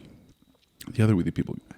Jesse. Yeah, Jesse. Yeah. And he was like, oh yeah, that dude's like partied with the Saudi prince and like, he's been in Dubai and like done all sorts of crazy shit. And I was like, oh man, this guy is big time. Anthony's the best. He's like one of those directors. Like I love directors like this. I looked at all of his shit and I was like he's so talented. impressed. Yeah. I was like, oh no, duh, this is the guy. Like he's one of those directors that will like just get shit done. Like he won't even wait for he'll wait for a bid to be awarded, but like he won't wait for like locations to be brought on. Like he'll just go out location scouting because he knows exactly what he wants. Like he'll like do all the casting himself. Like obviously we need to like reel him back in and be like, hey, let us help you with that, but like he's just like such like a talented person. He knows what he's doing. Like I just look up to him so much. So yeah, he's the best. Are you excited? I'm super excited. Yeah. And this is where your Barcelona gig is going to be? Yeah. Yes. That's dope. I'm happy really for excited. you. Yeah. I don't know where it's going to take me, but I know that I'm surrounded by good people and I think it's going to be a good opportunity. So You're surrounded by we the people. Yeah. Which is so funny because every single time I've worn the We the People shirt, everyone thinks I'm wearing a fucking right-wing supremacy shirt or something. What? They're Why? like, because We the People is like the caption of like Second Amendment gun Oh, yeah, rights. yeah, Like, yeah, we the yeah. people- Okay, like I they're thought you like- meant like the logo for some reason or something. no, it Okay, just got says it. We the People Yeah, right yeah. there, and every They're single like, time oh, I've dude, worn you it, go they're to like, January 6th, me too, bro. Oh, they're no. like, what is that shirt? I'm like, it's a production company. They're like, oh, I thought that was like a fucking Trump shirt or I something. honestly was never like, even no. thought about it that way, actually. But yeah, ever since I've gotten a couple comments, I'm kind of a little like, oh, should I wear this? But Cut that part out. Cut I that part respect out. We the People. We got to respect them. No, yeah, I'm working there now. They're an amazing production company. They do Yeah. amazing shit. Yeah, And just spread the word that they're not treat everybody fucking well. right-wing fucks. No, yeah, they're the best. I'm super excited. So we Um, shall see. do you have anything else lined up? Just Barcelona, and then obviously there's going to be projects through the pipeline with We the People, so Yeah. we'll see what comes up. I know there's like some San Diego project, I think, so That's nice. So then work just comes right to you. You don't have to lift a finger. no. Well, I remember you were talking about being worried because, like, winter is obviously the slow season. Yeah. So it's really good that you Which did is, that. I'm I glad have that such you a did like that. a hard relationship with that because I'm always like, oh, winter's gonna be slow, and I'm so sad, and like I don't want to be not busy, and I want to get my bread, I want to be in my bag, whatever. And then like I'll do summer and like work all summer and fall and be like, oh my god, I need to take time off. I need to fucking chill. Yeah. But then I take like a week off and I'm like, oh my god, I need to work. I get like too Mm-hmm. antsy. Like I just need to like be doing something, That's how I was. I was like, I'm going to take August off. And August was like my busiest month. I just hate sitting still. I just don't like being like, Well, also because the fact that we like run our own company too. Like I remember when I got back, I was like, okay, the first 2 weeks of October, I'm gonna be Gucci. I'm gonna go up north. I'm gonna do whatever I want. And then I was like, oh, wait a minute, I have my own clients and I have these other projects that I have to wrap up and everything else that I have to do. So it just turns into like a computer session, which is good because it gives me the time to like reconnect with my company in front of my computer, which is important. yeah. But it was the same thing where I was like, I'm going to go to Lake Michigan before it gets too cold and swim in the heat. And now that's not even a thing. Yeah, it's hard. I feel like in between my projects or like even like doing this right now, like after I just wrapped up like a 12-hour day. Yeah, thank you so much, by the way. Yeah, I wanted to hang out with you guys. But like I do this stuff like this all the time. Like I'll maybe Podcasts? no first podcast. Thank She you was for so popping nervous. my cherry. She was so nervous. I was like, oh my god, cut it. Your pod cherry? every 5 seconds. I'm like, cut it, delete that. Take it out. No, I just feel like I like really like my family, my friends are super important to me, and I feel like in between my productions, like I literally find like a 2-hour span where I can see like 3 people. So I'll like have to like run all over town. And like my family and friends are so supportive of me, and I know that it like is probably so annoying to have someone that you love not be there all the time, but Well, they know that you're doing important things. I know, but I just like wish I had more time with them all the time. But like it's really important to me. Like anytime I get downtime, I'm just like I'll go hang out with Zoe or go Yeah, I find my was just about grandma to or say like that. like I'll just like How was though? She was acting. What'd Did she you do? Yeah. you cast her in the Pure Michigan yeah, ad? I Hell did. yeah, that's sweet. Yeah, we went to this trail in Chelsea. Actually, have you guys been to Waterloo? Yes. Yeah. Yeah, so they have Is like that the That's- one that that's Sam where- and Lewis and all them? No, Waterloo is where you were this morning. Yeah, you're right. Is You're that right. the one? He was literally there like 6 hours ago. Exactly. It's like DTE Waterloo Trails. Yeah, so we went there and there's like a tracking chair, like it's like wheelchair accessible trails that you can go on. All so those are. yeah, so immediately they were like, yeah, we want to show off like the accessibility and stuff, and I was like, you have to cast Zoe like right away to the client. Dope. Yeah. She looked very in her element. Oh my god, it was so funny because like as soon as I saw her, like we gave each other the biggest hug. I feel like we're gonna preface who Zoe is after, so we're gonna post this. Well, okay, let's do it right now. So Okay. you're gonna listen to this one. Yeah, we can. Okay. You're gonna listen to this one, and then you're gonna listen to next week, and then you're gonna know exactly who Zoe is when Peter's on, and we talk about her because she was the main character in a different film. Yes, and we met her on that set. Is it okay that my shoes are on your chair? Yeah, that's why I have a blanket for Okay. people like you who Dope. put their shoes on my I'm chair. so rude. No, but that's where I met Zoe. It was on Pete's film. And like ever since then, like we just connected so much on that one. She's just like the most pure-hearted human being that I've ever met in my life. She's an 11-year-old girl. And she's like the funniest person I know probably. Mm-hmm. So we just like became best friends after that. And like I've been texting every day and like I'll go see her whenever I can. But yeah, so my client needed like somebody that could be this person in the wheelchair. And I was like, you have to get Zoe. Like immediately I thought of Zoe and I was like, we have to pitch her to the client. And they were like, cool, yeah, like let's get her. And like, Did you guys have any like dailies or any real material that you could show? Did you get any of that, or did No. you just like be like, you have to do this? No, I just said that they have to do it. Yeah, perfect. Yeah. There you go. Yeah. No, it was all good. So we ended up casting her, and so this was Monday, and so I got there and I saw her in the morning. I gave her like the biggest hug, and How's she got- doing with school? Yeah, she got to take the oh day yeah, off she got school. to take the day off. Yeah, she got to take the Nice. day off school. You said that. You Yeah. said she was going to do that. You were like, when we were on the other film, you were like, Zoe, can't you, like, you're not even going to understand. Like, you're going to go to school and you're going to tell all these people that you're an actress and that you've been in movies and stuff and that you're going to get out of school to go work on film sets. And she was like, no, I'm not. I know. And you were like, And I yes, just you did it. are. I know. Yeah, you're like, hey, Zoe, you want to skip school to come be on a commercial? No, but it was just so cute because it was like super early in the morning and she was like tired, obviously, like whatever. And she was like getting her makeup done, getting in wardrobe.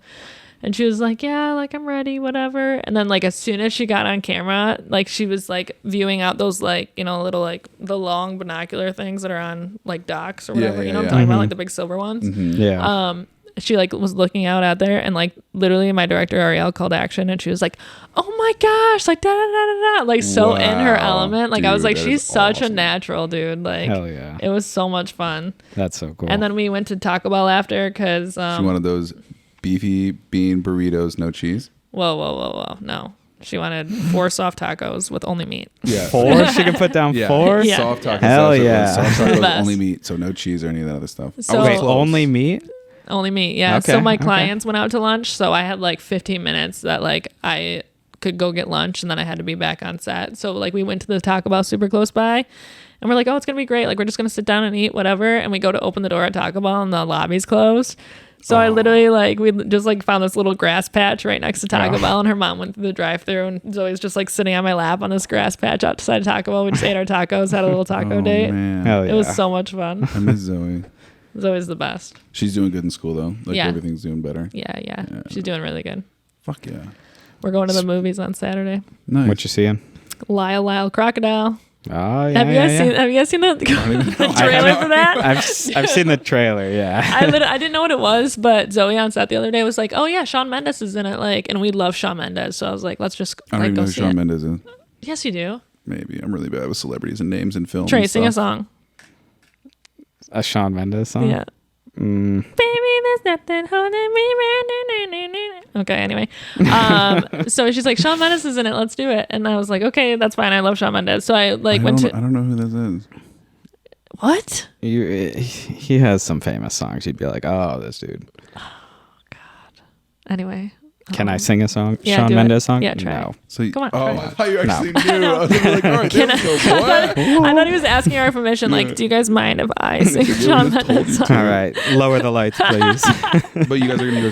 Oh, okay. You're not seeing Shawn Mendes in concert. You're gonna go see Lyle. Yes. Yeah. So I watched the trailer after she told me about this movie. Mm-hmm. And it's literally like this little, it's like Stuart Little vibes, like a real family and then like an animated like pet whatever. So it's like Like this the new- crocodile. It's from It's out. from the song. It's an old song, Lyle Lyle Crocodile. I It's don't like know, a but it's old, literally like- just like this No, not alligator. Baby Shark. It's like this alligator. No, it's something like that, but older than that. It's like this alligator that's like when he talks, he's like, "Wah," like whatever sounds like an alligator, but he sings, and when he sings, it's just Shawn Mendes' voice, and it's like perfectly on tune. And like, I was like, this is so ridiculous. I cannot wait to watch this. Oh wow, yeah, that sounds great. Speaking of shoes on a couch on my flight back from Arkansas.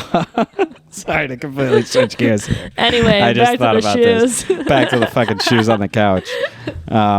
My flight back from Arkansas the other day, I was sitting next to this lady.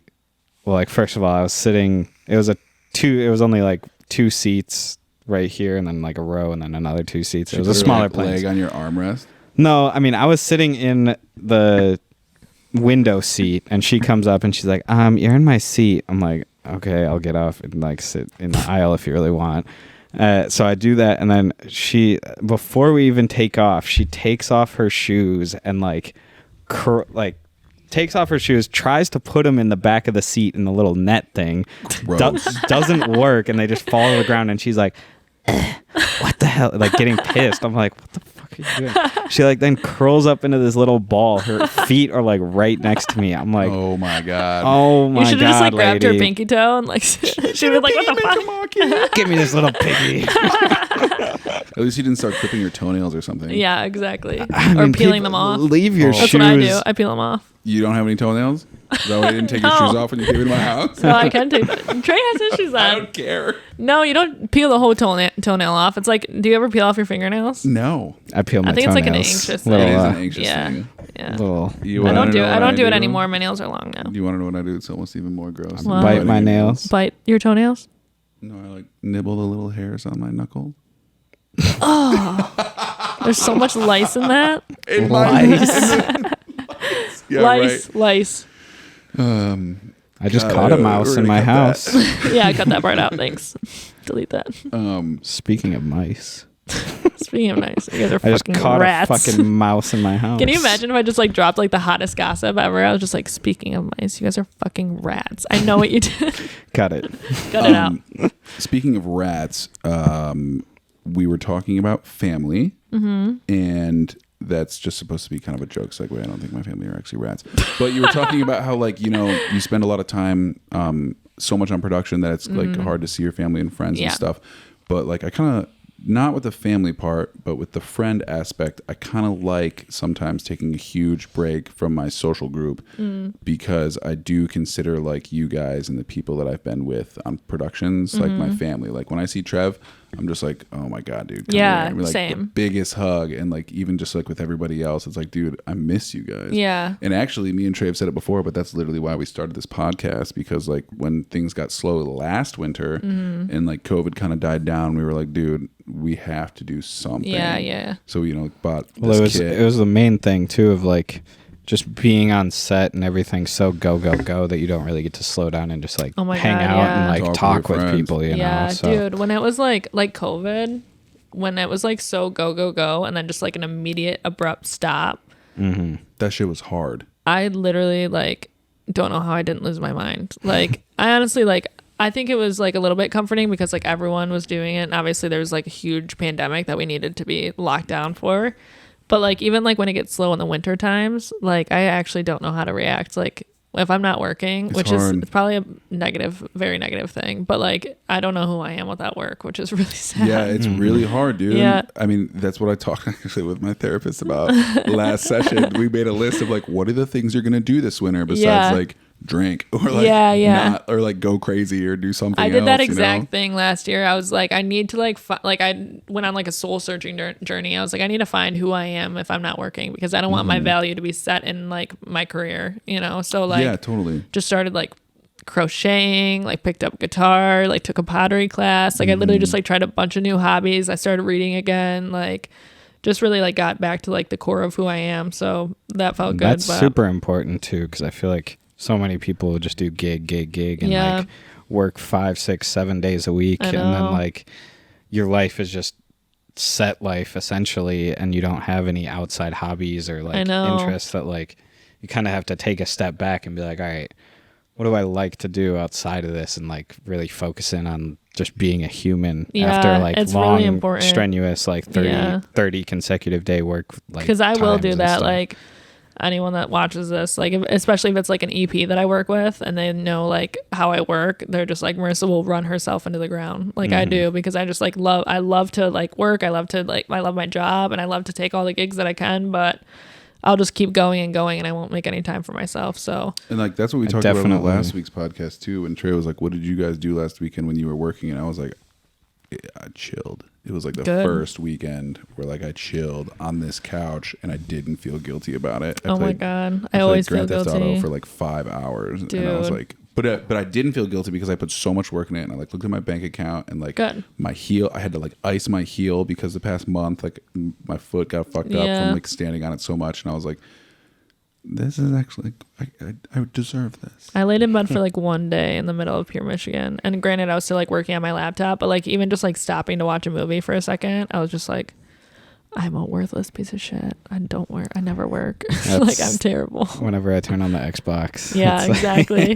When Trey turns on the Xbox or like he's doing stuff that's not work related, I'm like, good. Don't stop. Yeah, That's I know. I mean, need to work on that. I've had a really hard time of like work-life Your balance, work-life and balance is shit. I've gotten a lot better at it over the past year. Like I really separate it at like 5 o'clock, like because the hard thing about what we do it's 5 too, o'clock, I cannot get a hold of Trey, which sucks sometimes. That's good. No, it's setting it's boundaries. great, but I also just have to be like, emphasize. but like the thing that's like hard with us too, it's not just like set days, but like editing hours and stuff too, that will like you'll have projects on projects and where you're like staring at a computer screen for like 10 hours a day. Well, that editors, and it's like when you have 3 projects and you are like met with these deadlines and like shit has to get done, you're just working.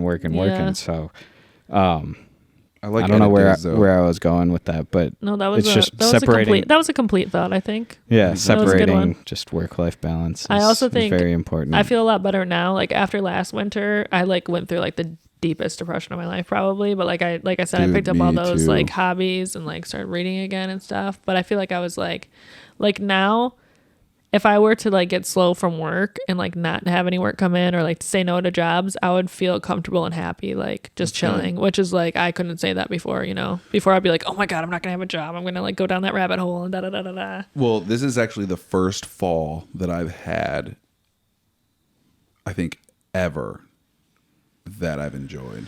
Good. Because fall has always been one of those things where it's like, oh, seasonal depression's coming up. Oh my like God, yes. Like it's all bad. Like as soon as we hit like 60 degrees or even 70 degrees, people are like, I love it. And I'm like, bitch, if my skin's not burning in the sun, like I'm mad. Same. But it's like the first time when John just got so aggressive.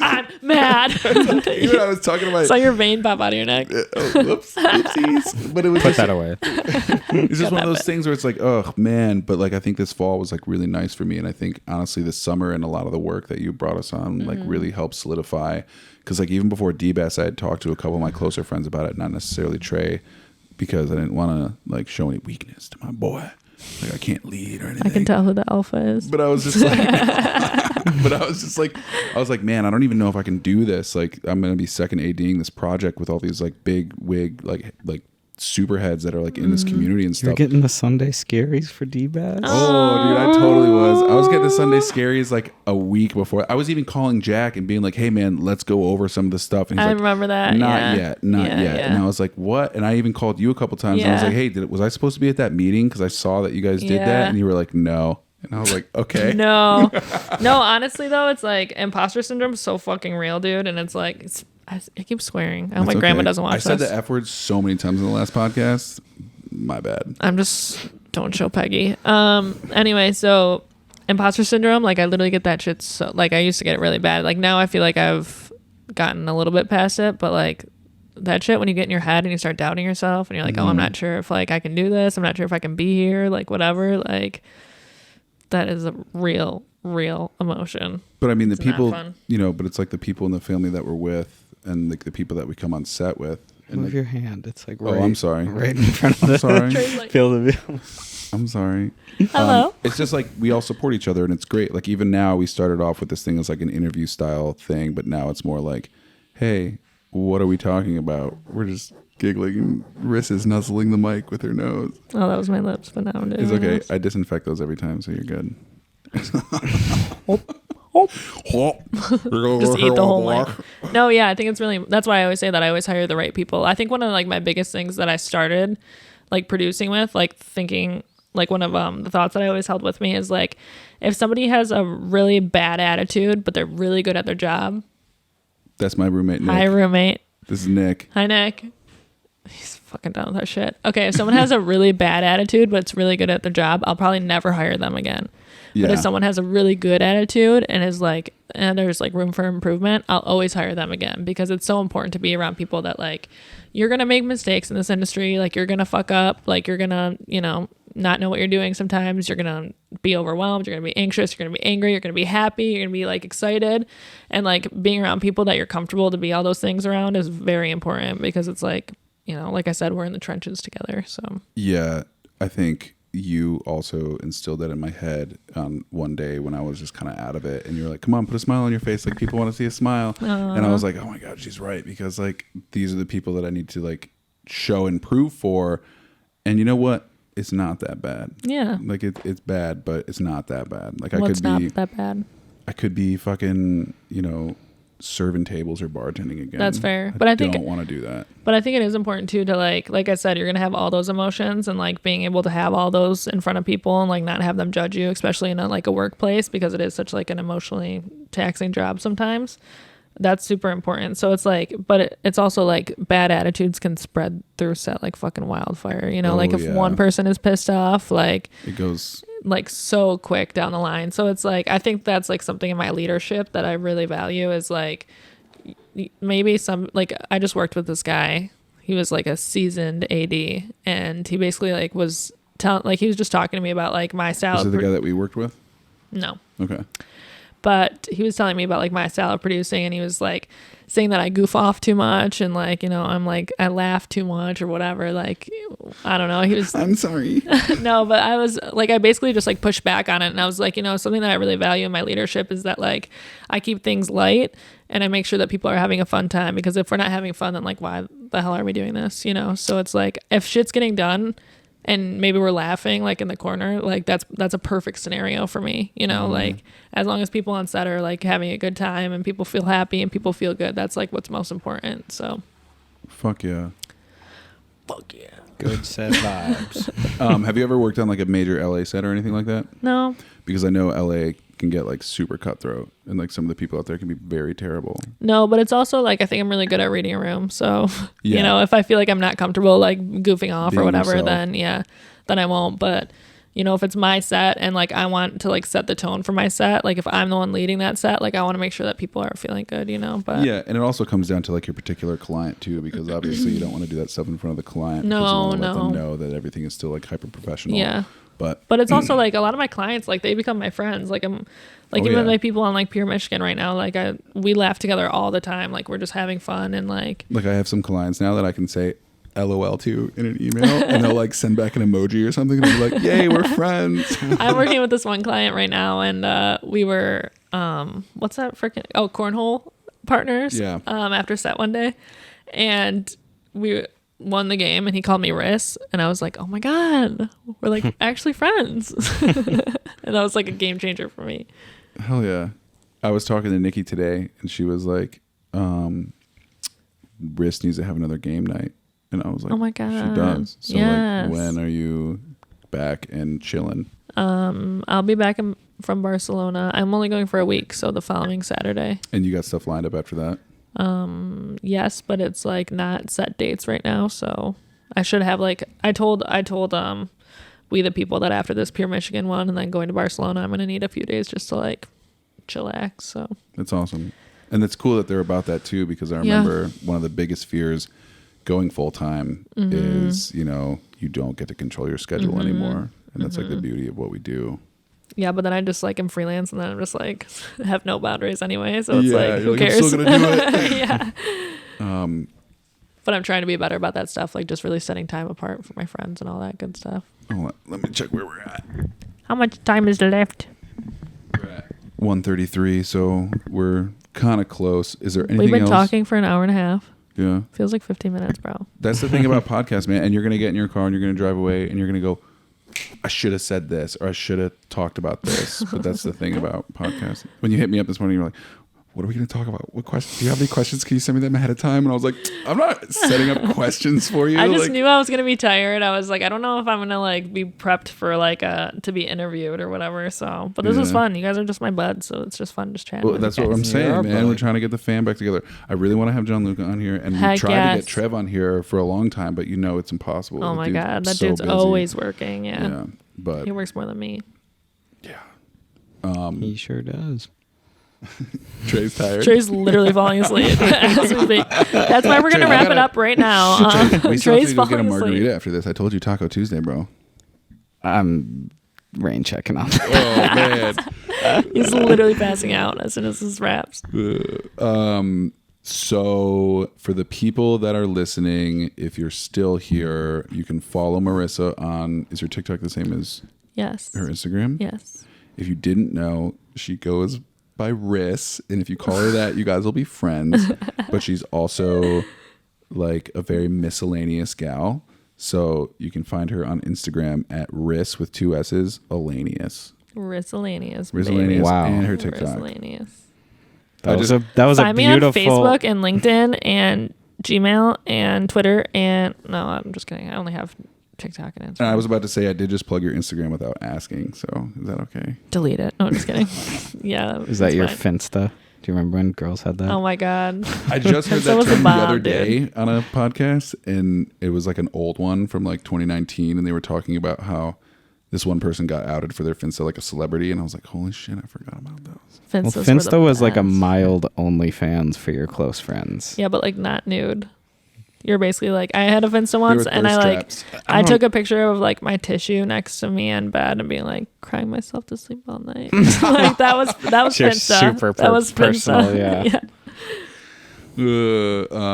Well, thank you for coming out, and thanks for guys. stopping by after your 12-hour. Yeah, heck yeah. I know how that goes, but I know you have a lengthy drive home. We want you to get home Oh safe sure yeah, do. have fun with that. visit your puppies. Yeah. Say hi for them. They I were had with an the dogs all-white there husky today. at one point in my life. Was he super cute or she? He was. His name was Aw. Dakota. He had blue eyes and Cutie. talked a lot. You know, I really does your didn't- husky talk a lot? It's not a lot, but I really didn't love huskies until I met Darlin. Like I wasn't like a big like, oh my God, I need a husky. They're like kind of mean to children and stuff. I heard. Like you're not supposed they're to hungry adopt them wolves, or. dude. Darlin's sweet as pie. That's awesome. That's all I Darlin's gotta also say. like a little one right now. Yeah, she's 8 too, months. So 8 months Oh old. wow, You she was a you can puppy definitely when he integrate her. dumped her. Man, what a piece of shit. I know. Yeah, she's also like a dog that you would buy for like a lot of money. Yeah, it was crazy. Like she had like when I took her to the vet, she had like fleas, ticks, like wasn't potty trained. She's I got was blue like, eyes, right? yeah, Blue eyes, white, co-dominant fur. So there's like brown in there too. Brown, yeah. It's she's gorgeous. Well, let's place a picture right here. You're Can we gonna- do that? No. You're gonna have to send that we don't in. do that. But okay. Click down below to see a picture of Wait, Darlin. hold on. Is this episode 20? It is the 20th episode. 20. Whatever. We Because did it. we watched tried. some podcasts that are like 475th episode. Oh my God. When we It's first like, started the holy podcast, shit. we were like, we're going to do one every week. And I just looked, Trey. Our first podcast was November of last year. So we're hitting a year now. Ooh, happy 1 year anniversary, And guys. we've There's a got little bit 20. more. There's a little bit more weeks in a year. I than feel like I that. need to come 20. back. I feel like I need to come back in like a year so then we can like talk about all our growth because I feel like we're all going to be in like crazy places in a year. We are Yeah. getting to a place to where we could start bringing back guests and Yeah, I doing was little thinking about that. check-ins. I'm just next week's guest as well. Welcome back. Riss is here. Riss is actually a new permanent member of this podcast. But actually, real quick before we go, I remember Wait, but real quick before we go. I talked to Trey when you asked us, where do you see yourself moving to or doing? Yeah. And you were saying eventually you're going to get down to Florida. But We'll I think, see, we'll see. I mean, that's like that was a talk, but like yeah. I mean, I'm trying to flourish in But Detroit like the for a goal while. is to get rich enough to where you can bring your family where you go, but then also have a house for them wherever they want to go. That's Oh, my yeah. goal.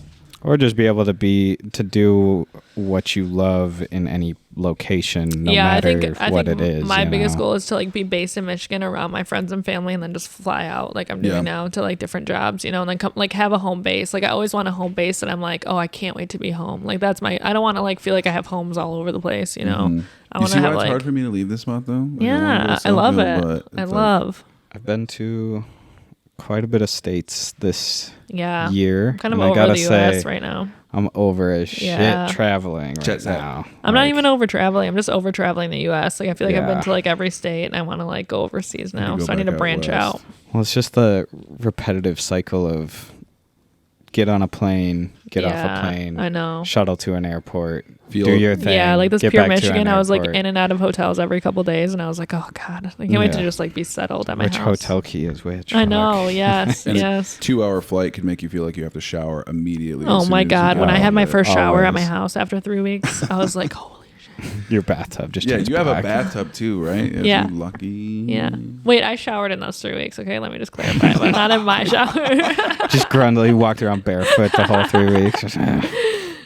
Being in your own bed and having your own shower is like unmatched, dude. Like. Oh yeah, I clean my sheets every time before I go on a trip. Yes. So I come home to clean sheets and clean my whole house. So I come home and it's just so nice, and I'm like. Yeah. How could you just like travel with a full room? Like make it your own, but be able to like. You can bring like I can bring like my mattress pad and my comforter and my pillow.